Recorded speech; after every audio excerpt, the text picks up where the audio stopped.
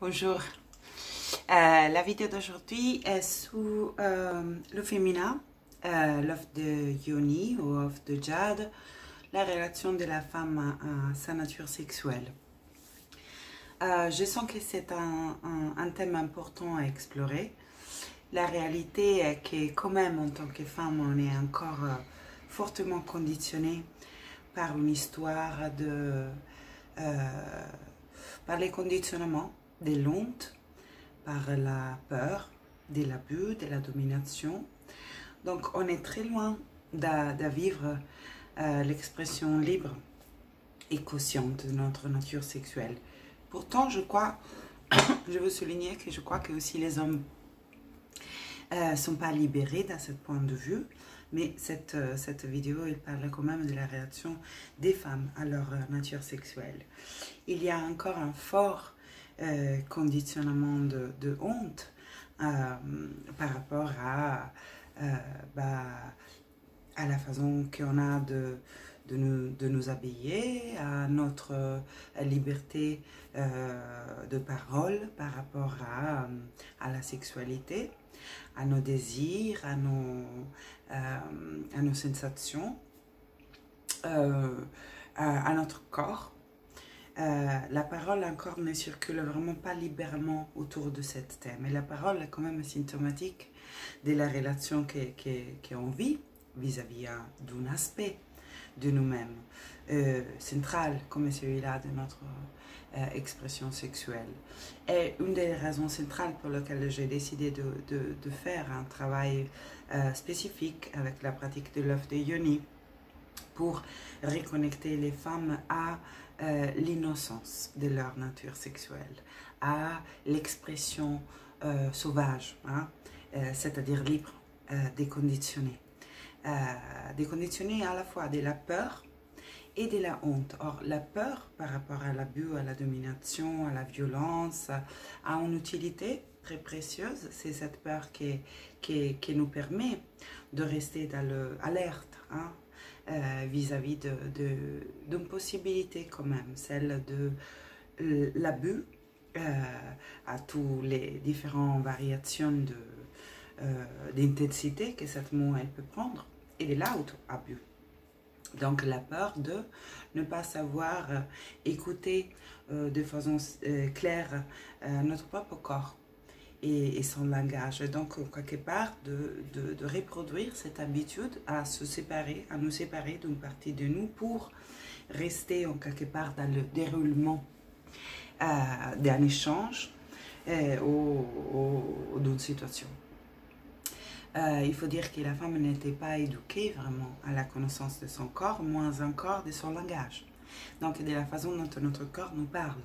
Il y a un oui ou un non qui s'installe, qui s'exprime dans notre corps de femme, et particulièrement dans notre yoni, donc dans notre temple sacré, dans notre vagin, qui est un lieu de pouvoir et à la fois de vulnérabilité incroyable.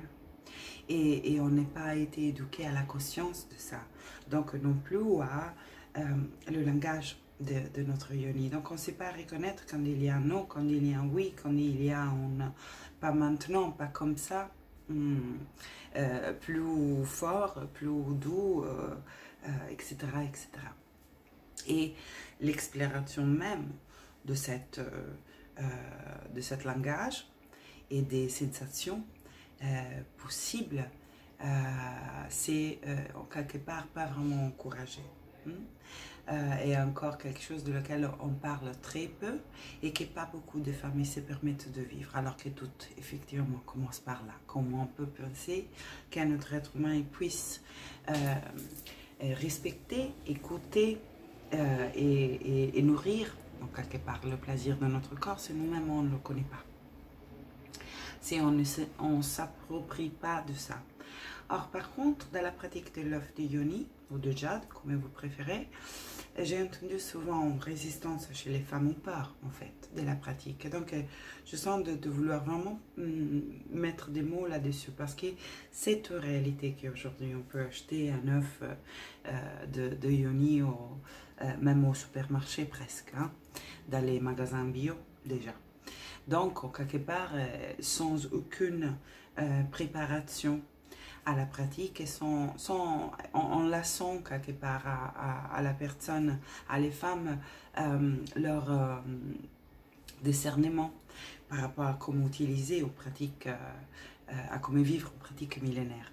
Or, en effet, autre à la sagesse qui nous a été transmise de cette pratique, il y a aussi une réflexion que la femme moderne elle peut aborder, qui est totalement partie de la pratique. C'est-à-dire, en tant que femme, aujourd'hui, nous sommes conscientes de notre vécu d'abandon de nous-mêmes, au niveau de notre corps, d'abus, d'auto-abus. Et cela est un thème absolument inhérent dans la pratique de l'œuf de Yoni.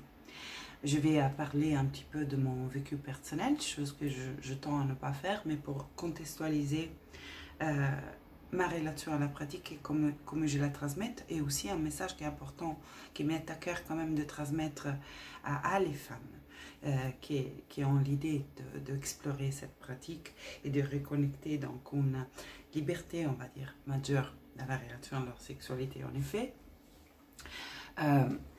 l'œuf de Yoni n'est pas du tout à utiliser comment on a déjà expérimenté la pénétration jusqu'à maintenant.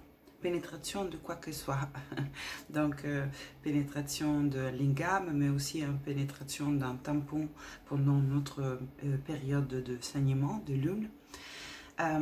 Comme on n'était pas éduqué à le fait que cette zone qui est la yoni et l'entrée du vagin particulièrement, c'est une zone tellement chargée de terminaisons nerveuses, tellement sensible et tellement sacrée. Et le mystère même de l'existence, ce qu'il représente. La relation à cette zone, elle ne peut pas être inconsciente. Donc, acheter un œuf pour vivre la relation à notre corps à nouveau inconsciemment, ce n'est pas intéressant, c'est la reproduction d'une histoire qu'on connaît déjà. Par contre, utiliser un œuf pour apprendre le langage de notre corps, pour stimuler l'énergie sexuelle en toute douceur et sans être attaché à aucun objectif. Donc, en déposant la pression qu'il nous faut arriver en quelque part, soi-même, voire même un orgasme.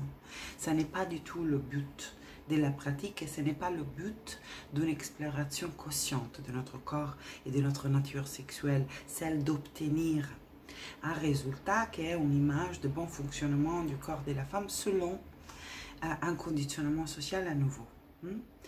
Donc, ça s'agit plutôt de trouver notre propre liberté et l'expression et de libérer notre propre unique expression sexuelle, notre énergie sexuelle, si comme elle s'exprimerait naturellement à travers nous.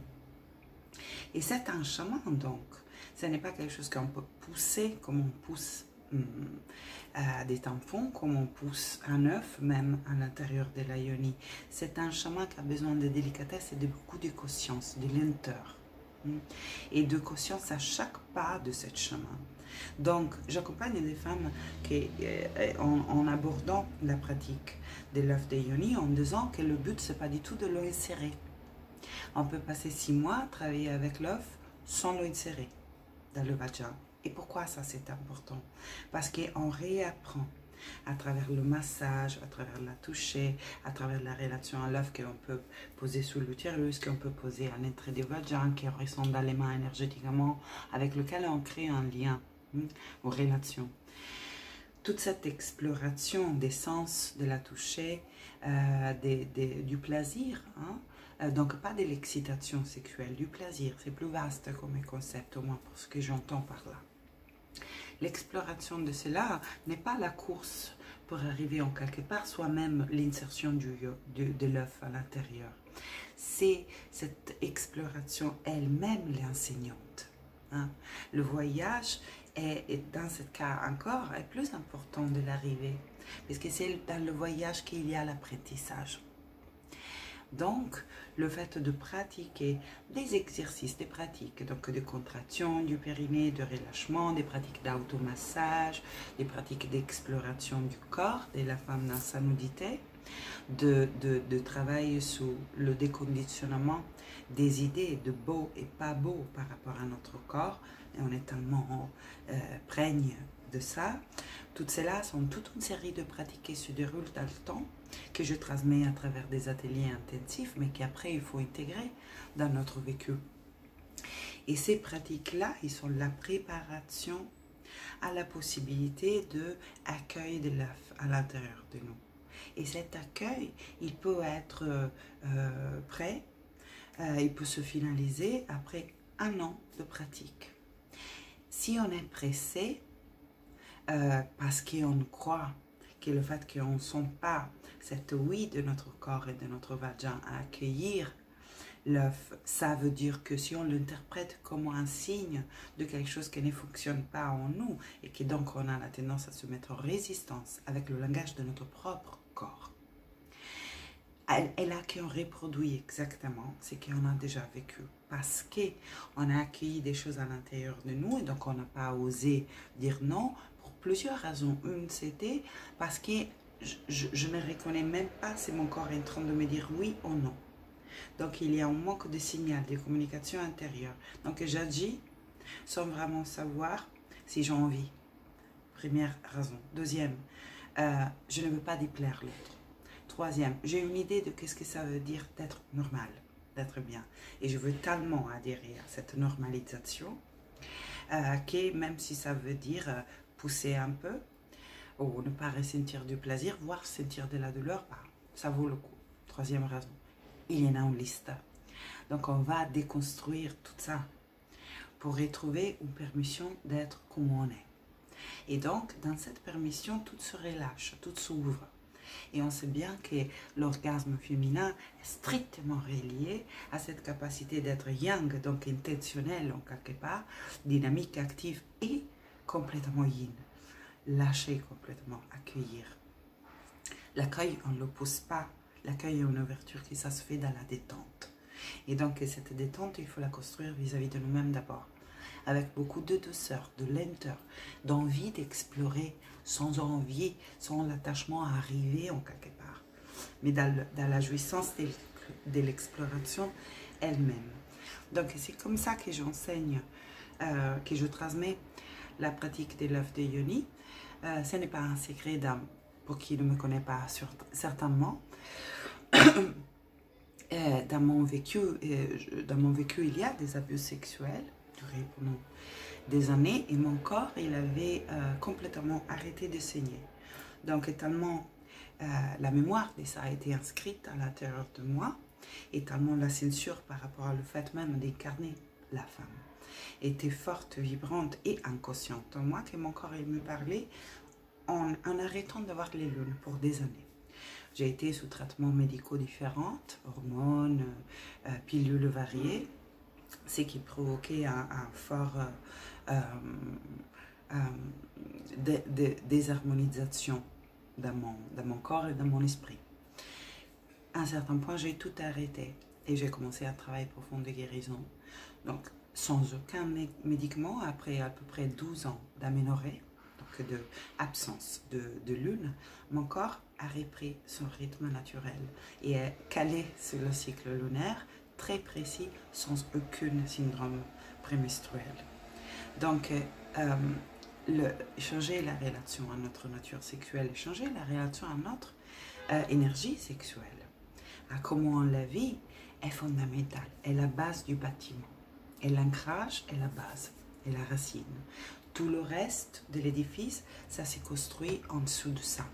Donc, en tant que femme, est à la fois, à mon avis, une urgence à dresser notre relation à notre nature sexuelle et vraiment avec une intention fort sincère, ardente, de la libérer des conditionnements, des interdictions, des obligations, des mémoires, les nôtres, les transgénérationnels, et laisser éclore cette puissance qu'est notre énergie sexuelle dans sa naturalité unique à chacune. Donc on ne peut pas monter vers l'angélique en quelque part si on n'adresse pas avec profondeur et engagement la base. C'est une nécessité.